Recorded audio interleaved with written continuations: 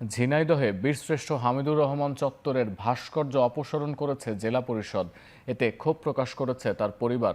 পৌরসভা এলাকায় প্রায় ১৬ লাখ টাকা ব্যয়ে নির্মাণাধীন বীরশ্রেষ্ঠ হামিদুর রহমান চত্বর এবং এর ভাস্কর্যটি অপসারণ করা হচ্ছে।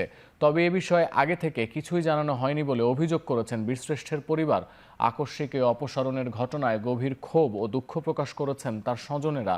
কর্তৃপক্ষ জানায় ২০১৯ সালের এই চত্বর নির্মাণের প্রকল্প হাতে নিলেও এখনও ভাস্কর্যটির কাজ সম্পূর্ণভাবে শেষ না হওয়ায় চত্বরটি আগাছায় ছেয়ে সৌন্দর্য হারাচ্ছিল, তাই এমন সিদ্ধান্ত নেওয়া হয়েছে। এর মধ্যে পৌরসভায় একাধিকবার নেতৃত্ব বদল হওয়ায় প্রকল্পের কোনো অগ্রগতিও হয়নি বলে জানান তারা।